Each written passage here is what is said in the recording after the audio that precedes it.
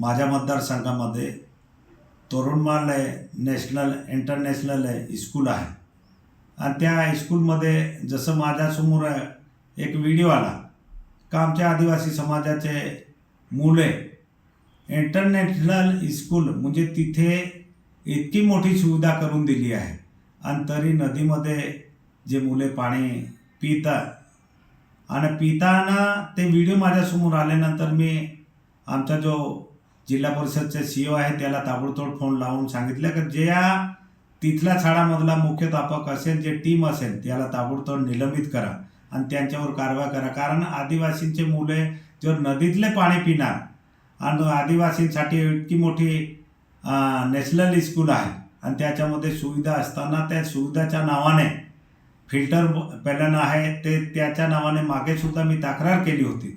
ते फिल्टर पॅनलचे डिझेलचे पैसे काढून खाता सगळं चालू करत नाही आणि म्हणून आमचे मुले त्या नदीवर गेले।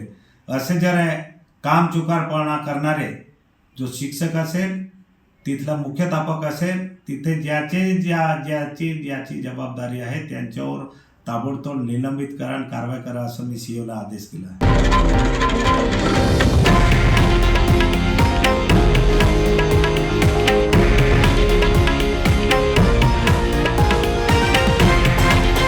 हे आहे देशातील नंबर 1 न्यूज नेटवर्क आणि आपण पाहत आहात TV9 मराठी, एकमेव।